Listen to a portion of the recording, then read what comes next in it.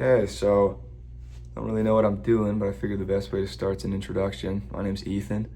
I just recently started getting really into poetry and writing my own works.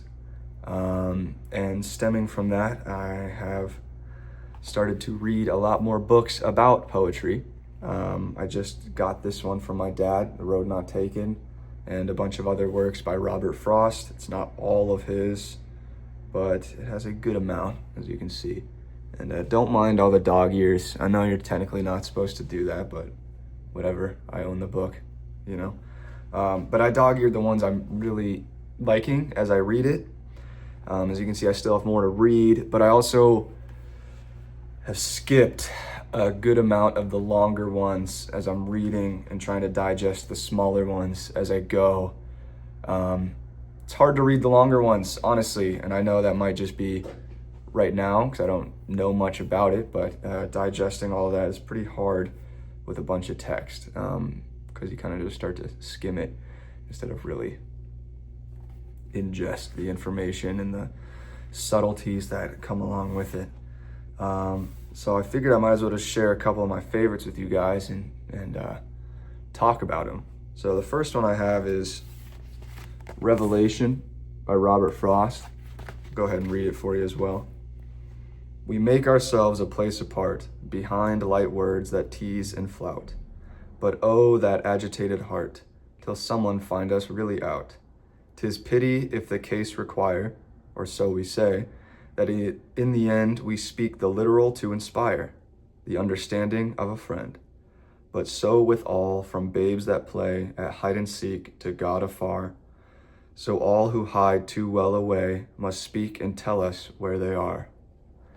It's pretty simple on the start. It's just talking about self-discovery and kind of opening yourself up to people. And I think that idea stems from the title Revelation, but I think diving deeper into it, some of the themes it talks about is actually we make ourselves a place apart. How I guess people naturally distance themselves from others behind light words that tease and flout. But oh, the agitated heart till someone find us really out. Now, to me, what I'm picking up from that is from the agitated heart part. Loneliness can be agitating, and we kind of want someone to find out who we really are and open up and be vulnerable with those people, but it's really hard to do. And because of that, we make ourselves a place apart, like he says in the first sentence.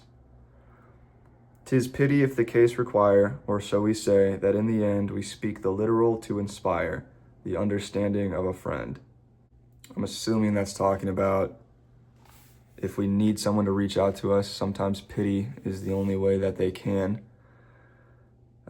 Speaking the literal to inspire is just to truly understand someone, you have to speak literally.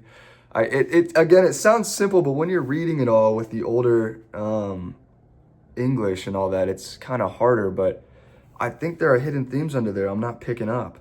And that could just be me, or maybe I'm trying to read too deep into it. Who knows? But it's basically just saying everyone is included in this. Like when it says from babes that play at hide and seek to God so far away. We all hide who we really are until we speak literally to a friend to try and truly understand them, which in turn helps understand us. I just liked that one. Let me go to another one that I liked that's a bit shorter. This one's called Now Close the Windows. See there? Now close the windows and hush all the fields. If the trees must, let them silently toss. No bird is singing now, and if there is, be it my loss. It will be long ere the marshes resume. It will be long ere the earliest bird. So close the windows and not hear the wind, but see all wind stirred. This one, I really like poems that take nature into account. I don't know. I really like writing about that kind of stuff when I do. It seems his is always more about loneliness, which is a recurring theme in a lot of these. And this one seems to be talking about going to sleep and, or when it says close the windows and hush all the fields, it could be closing off your mind silencing the noise from the outside and really contemplating and thinking. And when you do all that, you don't hear the wind, like it says in the second to last line, but you see all the wind stirred. So when you take out the noise from everything outside and start to really look internally, you can see it all a lot clearer, is what I'm picking up from that. And yeah, I liked that one, just from the nature theme. Let's go a little bit further in now. This one's called Good Hours. You can see it all. I had for my winter evening walk no one at all with whom to talk, but I had the cottages in a row up to their shining eyes in snow. And I thought I had the folk within, I had the sound of a violin. I had a glimpse through the curtain laces of youthful forms and youthful faces. I had such company outward bound, I went till there were no cottages found. I turned and repented, but coming back, I saw no window, but that was black. Over the snow my creaking feet disturbed the slumbering village street, like profanation by your leave at 10 o'clock of a winter eve. So again, this one dives more into that loneliness concept of it. He's kind of saying wherever he goes, people shut him out, intentionally or not. And he's kind of using the metaphor of he's walking down a street and he's noticing all these things and all this lively town and cottages and people having a good time. But when he shows up and is walking and has the snow crunching under his feet, it all goes away. And it's, it invokes a sad feeling of not belonging, not understanding. And a lot of his poems so far in this book, from what I'm gathering, share that same kind of ideology of just loneliness and sadness associated with it, which I feel is relatable for everybody. And he's saying how he has so much company outwards, but when he looks inwards, he feels like he has nobody,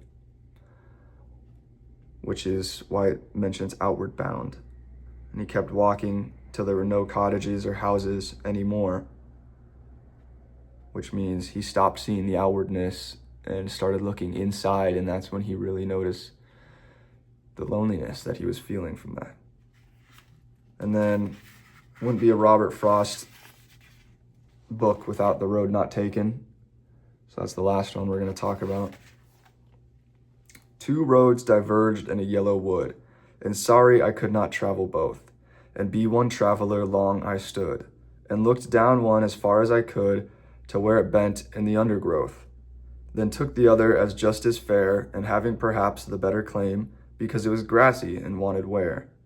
Though as for the passing there had worn them really about the same, and both that morning equally lay, and leaves no step had trodden black. Oh, I kept the first for another day. Yet knowing how way leads on to way, I doubted if I should ever come back. I shall be telling this with a sigh, somewhere ages and ages hence, two roads diverged in a wood, and I took the one less traveled by, and that has made all the difference. I think everybody's heard that, but it still doesn't take away from how good it is. Honestly, the reason it's so known and classic is because it's really good. And it's basically just talking about a fork in the road, and you don't know what to choose, and that's okay. He takes days to pick what path to go down. But when he chooses, he decides to go on the one that less people have gone on. Whether that was the right decision or not, who knows? All he knows is that that one choice made a big difference in his life. Now, typically, that's the harder choice to make because it's easy to follow a crowd, but it's hard to follow the beat of your own drum, which might be what he's hinting at. Who knows? Follow the road less taken. If you truly want to do something, do it. Don't let other people sway you to just go to the more common path. That's kind of the idea I pick up from that. But yeah, I figured I'd just share some of these with you guys and some of my thoughts. Still getting into it, still pretty new to it. I did write some of my own, and I have those published, a good amount of them. I have 2 chapbooks out right now. So these are them. This is the first one. It's called My Life, Quintessentially My Life. And then the second one is called A Renaissance Man. If you want to get to more depth into them, I have an Amazon page. I'll link in the description.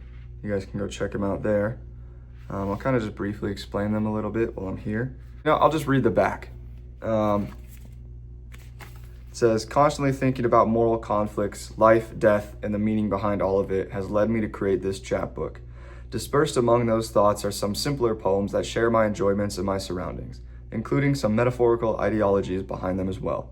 For this work, I drew inspiration from 4 main sources: Vinland Saga, Vagabond, The Climber, and Berserk. If you are unfamiliar with these, I highly encourage you to check them out. That still stands. Those are awesome. They definitely inspired a lot of this, and a lot of my newer works are inspired by them still, and then some of the new poems I'm reading. So yeah, that's this one. Second one here, see the back there. It says, these poems and rhetorics go over themes of emotional distress and the lack of maturity to express it. Some are simple enjoyments of surroundings. However, those still contain metaphors relating to the original subject. As I've grown, I find more and more healthy outlets for such emotion. Ever evolving, I aim to understand these emotions more. I hope you enjoy this dive into my psyche. So I like the second one a little bit more. This one's a bit more abstract. This one's a little bit more grounded. I like, on average, more of the poems in here. Still like them both, obviously. But yeah, go check them out. And thanks for watching.